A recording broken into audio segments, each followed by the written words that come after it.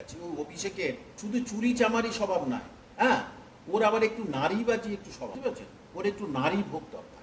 এতদিন ধরে মমতা ব্যানার্জির ডানাতে বসেছিল, এখন অ্যাকচুয়ালি জানে যে জেলে যাব, তো তাই একটু সুর পাল্টাচ্ছে, কিন্তু ও কিছুতেই ছাড় পাবে না।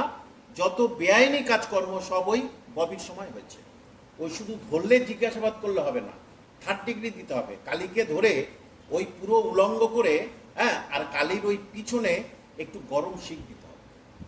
3rd ডিগ্রি না হলে সব সত্যি কথা বলবে না, একটু এমনি মারলে হবে না, একটু গরম শিখ দিতে হবে। অথবা একটা বস্তায় করে, বুঝলেন, বস্তায় করে ভোলা পিঁমড়ে নিয়ে পরিয়ে দিতে হবে।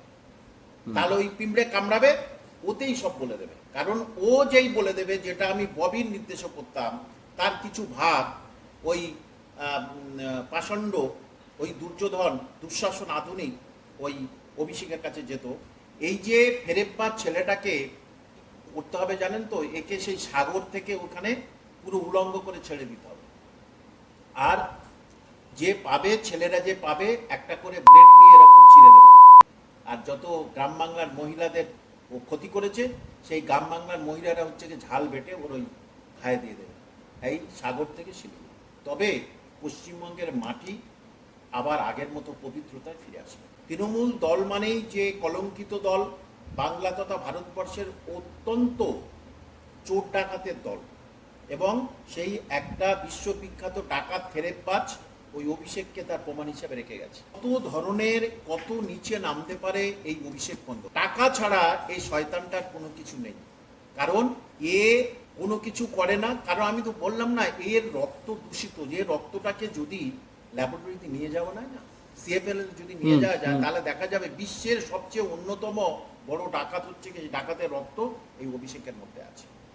এখন আর এই দলটা খারাপ বলে কোনো লাভ হবে না। মানুষ, সাধারণ মানুষ বুঝে গেছে এই দলটা কত খারাপ, সেটা সবাই বুঝে গেছে। টিএমসি মানেই দুর্নীতি, মানে নিয়োগ দুর্নীতিতে কাকু, তারাতলার বিপর্যয়ের পর কালী।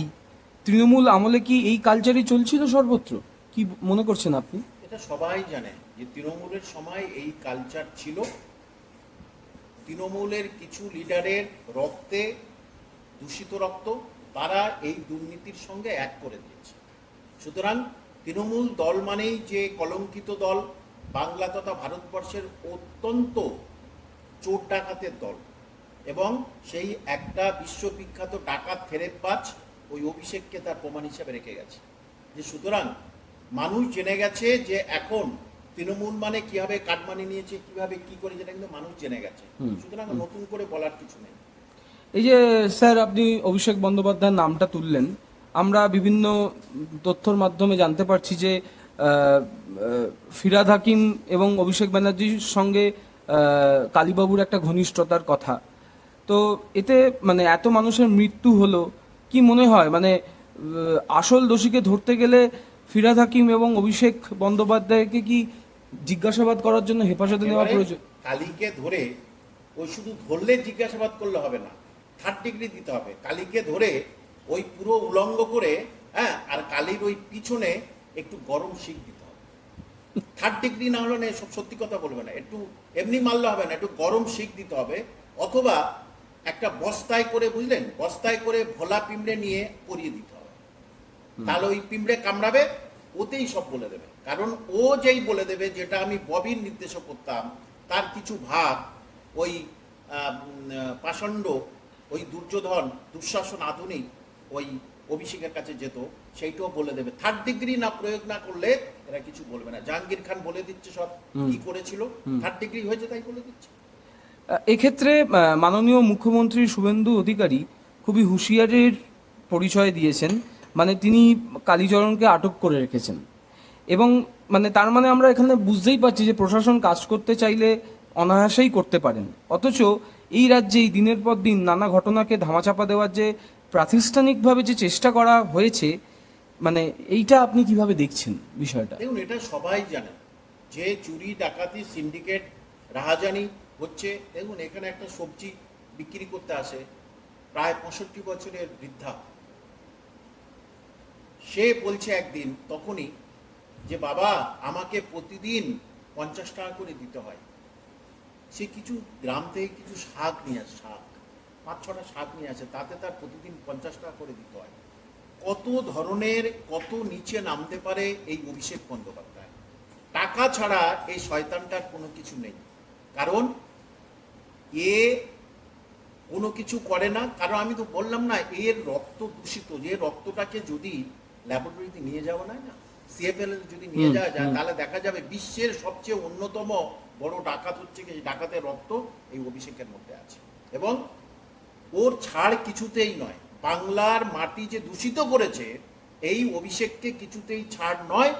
মানুষের উচিত প্রচুরভাবে বলা যে অভিষেক এবং মমতা যেন এর সঙ্গে জড়িত আছে, এবং ববি তো জড়িয়ে আছে একেবারে নিশ্চিত। তুমি মেয়র ছিলে আর তুমি জানো না? বাহ। হ্যাঁ, উনি বলেছেন যে আমি অনেক ফাইল সই করতে হয়, তার মধ্যে আমি এটা সই করেছি, বাহ বাহ। আর আমি এর মধ্যে কোনোভাবেই ইনভলভ ছিলাম না। উনি যে বলছেন সই করে দিচ্ছে সে জানে না কি দিচ্ছে, হ্যাঁ। সই করে দিচ্ছে সেটা মনে রাখে না।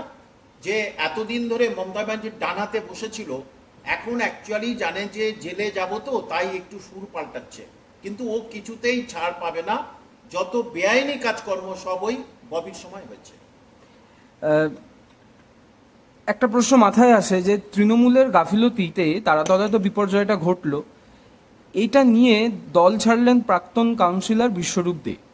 এটা খুবই ভালো কথা, কিন্তু প্রশ্ন যেটা সেটা হচ্ছে যে এই গত 15 বছরে এই গাফিলতি কি ওনার চোখে পড়লো না? এই বিষয়ে কি বলতে চান? দেখুন, আমি 3 মাস মমতা ব্যানার্জি হাতে পায়ে ধরে আমাকে দলে নিয়েছিল, হাতে পায়ে ধরে, এমনিতে নয়। 3 মাসের পরে আমি দেখলাম রন্ধে রন্ধে দুর্নীতি। কারণ আমি তো রাজনীতি করে খাই না, আমি শিক্ষকতা করে খাই। ছেড়ে দিয়ে আসলাম। তখন এরা বলতো কামাল হোসেন ভুল করছে, কামাল হোসেন ঠিক করেনি, আমাদের দল খুব ভালো। তা এখন দেখছি সব একে একে রিজাইন দিচ্ছে কেন? তার মানে আমি যেটা বলেছিলাম সেটা ঠিক, সবাই আমার পিছু ধরেছে। যে সুতরাং এখন আর এই দলটা খারাপ বলে কোনো লাভ হবে না। সাধারণ মানুষ বুঝে গেছে এই দলটা কত খারাপ, সেটা সবাই বুঝে গেছে। ওই অভিষেকের শুধু চুরি চামারি স্বভাব নয়, হ্যাঁ, ওর আবার একটু নারীবাজি একটু স্বভাব আছে, বুঝতে পারছেন? ওর একটু নারী ভোগ দরকার। যে ওই যে লাগাও, সে লাগাও কোথায় গেল? সে তো প্রথম বলছিল না আমার সঙ্গে একসঙ্গে আমি ফ্ল্যাট নিইনি, সে লাগাওটা কোথায়? তাই লাগাওটা খুঁজে পাওয়া যাচ্ছে না। সে তো এখন মমতাকে সরে ধরে অন্য জায়গায় যাচ্ছে। এই যে ফেরেপ্পা ছেলেটাকে কি করতে হবে জানেন তো? একে সেই সাগর থেকে ওখানে পুরো উলঙ্গ করে ছেড়ে দিতে হবে। আর যে পাবে, ছেলেরা যে পাবে, একটা করে ব্লেড নিয়ে এরকম ছিঁড়ে দেবে।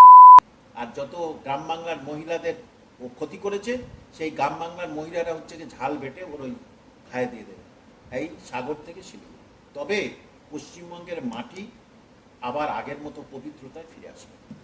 আমার একটা শেষ প্রশ্ন স্যার, শ্রমিকদের দাবি, শ্রমিকদের সুরক্ষা, বা ধরুন এই যে নির্মীয়মান যে ভাইরাসগুলোর যে ফিটনেস সার্টিফিকেট বলুন, মানে সাধারণ মানুষের যে সেফটি, সুরক্ষা, আপনার কি মনে হয় গত সরকার তো সেগুলো সেইভাবে কোনো লক্ষ্যই রাখেনি? এই সরকার কি তা পরিচয় দেবে যে না আমরা এই দিকগুলো দেখতে পারবো বা আমাদের উদ্দেশ্য? এখনো পর্যন্ত কিন্তু সেইটা করেছে, সব দিক থেকে কিন্তু সেই জিনিসটা এখন শুরু করেছে এবং নির্মাণ কাজ বন্ধ রেখেছে। সুতরাং এখনো পর্যন্ত যা সিমটম দেখা যাচ্ছে, এই সরকার কিন্তু মানুষের জন্য ভালো কিছু করবে। মানুষের যে হতাশা ছিল, চাকরি হারাদের বা চাকরি যারা করবে তাদের যে হতাশা ছিল, আফসোস ছিল, সেটা কিন্তু এই সরকার করতে শুরু করে দিয়েছে। যে সুতরাং মানুষ এই সরকারের উপরে খুব আশাবাদী। কারণ প্রশাসনিক প্রধান শুভেন্দুবাবু, অনেক প্রশাসনিক প্রধান, মুখ্যমন্ত্রী তাদের কথা নাও মিলতে পারে, কিন্তু সাংবিধানিক প্রধান রাজ্যপাল কিন্তু বলে দিয়েছে যে আমরা রাজ্যে চাকরি নিয়ে আসবো, আমরা দুর্নীতি রোধ করব, আমরা সিন্ডিকেট আজ বন্ধ করব। সুতরাং প্রশাসনিক প্রধান আলাদা হতে পারে, কিন্তু সাংবিধানিক প্রধান কিন্তু কোনোদিন মিথ্যা কথা বলেনি। তাহলে সংবিধান অপমান করা তিনি যখন বলেছেন, তাহলে এটা চলবে নিশ্চিত।